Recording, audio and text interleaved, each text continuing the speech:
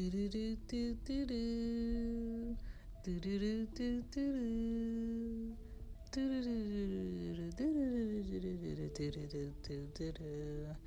up, you guys? Welcome back to Cozy Room. This is episode 24, exposing your children to other cultures. Very important. Let's go.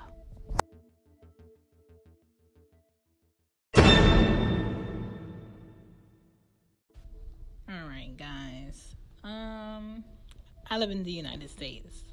I don't know where all my listeners are listening from, but I live in the United States and I live in Atlanta, Georgia. Atlanta, Georgia is predominantly lots of brown folks. Brown folks meaning you can be born and raised in America, you can be African, you can be Indian, you can be Ethiopian, but you just don't know where someone is originally from by looking at them at first in Georgia. And then we have some Anglo-Saxons, we have a Jewish area, but not like how New York is very separated, where you'll have like a Jewish part of Brooklyn. We don't have that here. We have a huge Hispanic community in like north of Atlanta, like Gwinnett, Duluth area, Lawrenceville. We have a pretty good size Asian community and Korean community in Gwinnett area.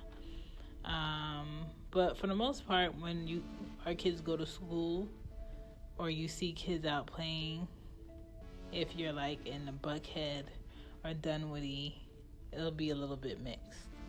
When you're in the Dunwoody area, you'll see a lot more Indians that may have moved here, and you'll see their grandparents, you'll see their parents, you'll see the kids. Really right now in the Dunwoody area where I work, you see a lot of people from that type of culture, and it's cool. I like it. I say the more the merrier, because when you have your kids exposed to different cultures, it allows them to ask questions, it allows them to learn more, it gives us space for curiosity to not only wander but to be answered, and I like that. That's one of the things that I really do like about New York. As far as food, I wish it was more diverse than food. You'll find like Thai places, American foods. I can't tell you any Ethiopian restaurants in Atlanta, Georgia. It's not like how New York, you'll definitely know an area for that. It's not like that here. There's some Jamaican restaurants that I can tell you about, the ones that are really good. Seldom but few. We have some, as far as Chinese food, because the best Chinese food I've ever had is coming from New York. Georgia's Chinese food, I give it like a C+. Like, it's alright. It's not nothing you're craving for the next day, the following morning, nothing like that. But we have a lot of barbecue spots here, of course. It's the South. We have a lot of places to get crab, seafood. We have a lot of places to get pork on like the side of the road. We have a lot of quote-unquote soul food restaurant. The chain, This Is It, is here. People, for some reason, like Waffle House. I don't get it, but okay. Breakfast spots. My favorite breakfast spot here in Georgia has got to be Egg Harbor. They're pretty good. They close at 2 p.m., which I feel like every breakfast spot should close at that time. if you're like a good breakfast spot, to make a real good breakfast with real eggs and real meat, nothing processed. It's really good. As far as my kids, I would love for them to go to a school where kids are from all different backgrounds. I don't want them primarily to go to a school where they're going to see kids from a background they already know. I want them to be exposed to other kids. That way, when they go to elementary school or middle school or high school, they don't feel uncomfortable and they don't have like new questions to ask about why somebody's hair looks like that, or why does somebody's skin or eyes look like that. You have to put your kids in a place where they might be at first slightly uncomfortable, or they might not know all of the answers, in order for them to grow, in order for them not to be so ignorant to something being different from what they know. And I want my kids to ask questions. I want them to have friends from different culture backgrounds. I do. I have Puerto Rican friends. I have Dominican friends. I have African friends from Africa. I have Jamaican friends. I have friends that are from Grenada. I have friends that are from India. I have friends that are from London. I have a pretty good variety of friends, because when I have thoughts, when I have questions, I just don't want to go to somebody that only looks like me for those answers. I want to be open-minded, and I want to be more aware of things I say and how it may come off to someone else. If it's going to be hurtful, if it's going to be, that was kind of strange how you said that kind of thing. And I want my children to be comfortable eating different foods too. Like when I go over friends' houses, I want to know what that is, and maybe I want to try it. But I don't want to be ignorant to be like, oh, I don't eat that. Well, have you tried it? No. Well, what do you mean you don't eat that? The only thing that I know I'm not eating, and I've never had, is chitlins, because I know what it derives from. Rabbit, because I don't want to eat no rabbit. Deer, I don't want to eat deer. And elk. I would try shark at least one time, and I will try alligator at least one time. But and liver. I tried liver. I hate liver. Me and my mom's mother used to get in arguments back and forth about her wanting me to finish the liver with dumplings and stuff. I'm just like, ugh, no. So, but anything else, I'm down to try. I'm open to trying. I want my kids to be exposed to that. I want my kids to be exposed to different gowns that are worn for different celebrations. I want them to know what a holiday is, even if it's not from our culture, and what they do on that day. What does it mean? I want them to know that religious-wise, or what they believe in, why they believe in it. I want them to understand that. Not saying that they have to believe in it too, because their friends or a classmate does, but I want them to have more of an understanding that not everybody is like you.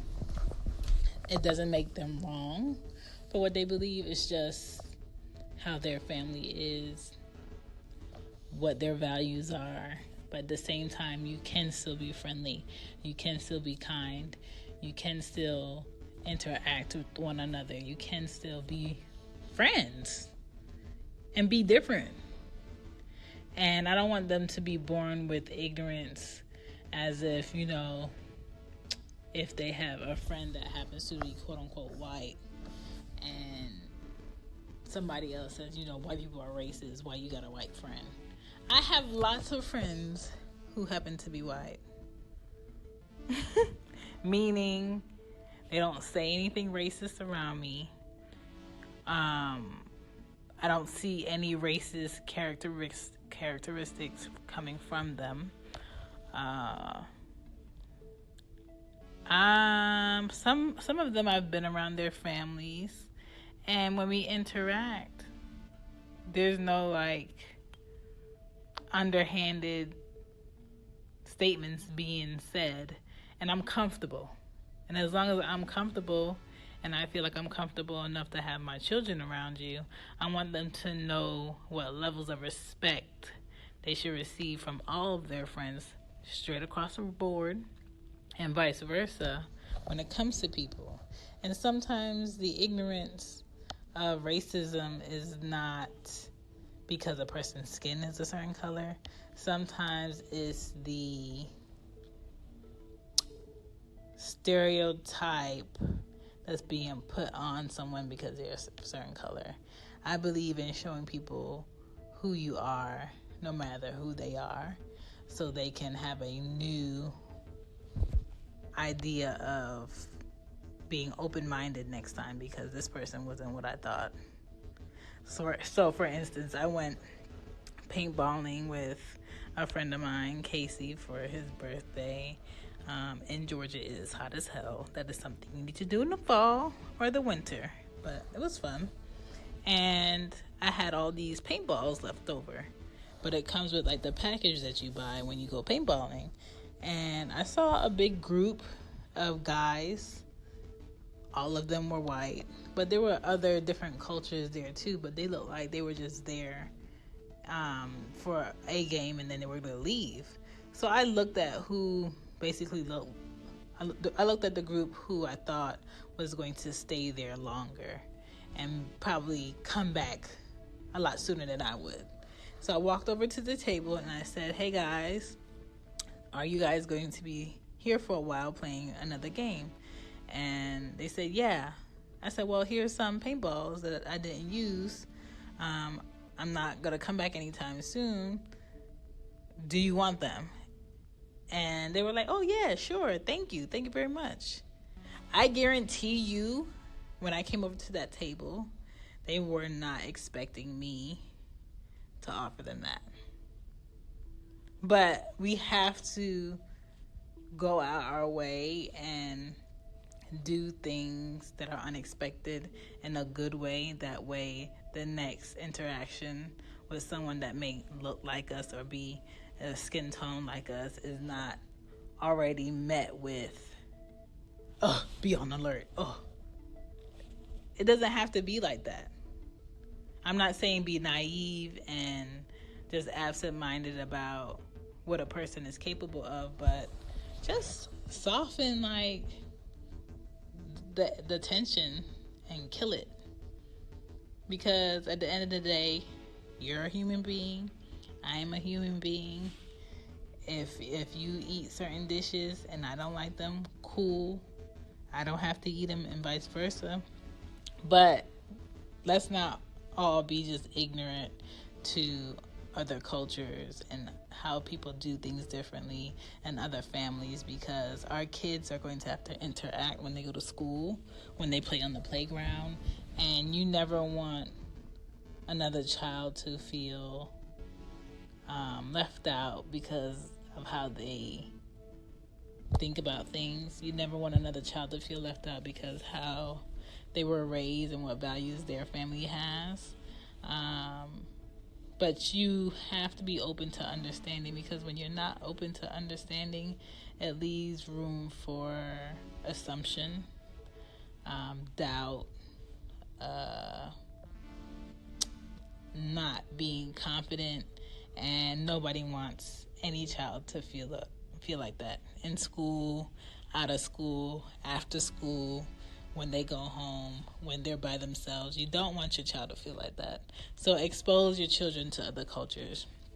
Take them to California. Take them to the Midwest. Take them to New York. Take them to the outskirts. Take them to camping. Take them swimming. Take them to the beach. Just take them out of common elements that they know, so they could be more of a well-rounded individual as they grow. I'm telling you, that's going to help them.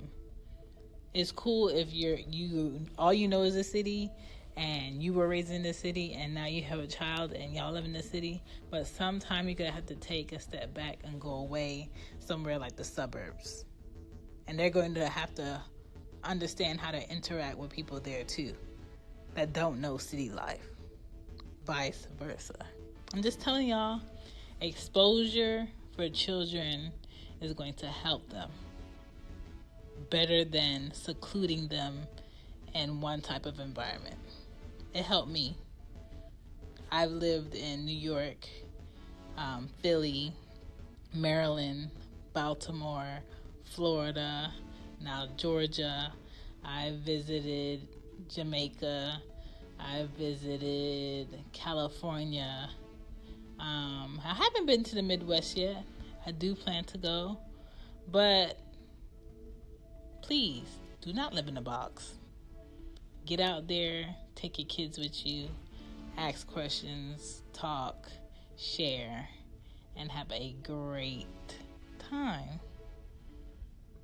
Being exposed to other cultures is a good thing. It's not a negative thing. You don't have to agree, but you do have to be considerate of, because it's only right. This is Shan. Thank you for listening to another Cozy Womb episode. Expose your child to other cultures. Deuces.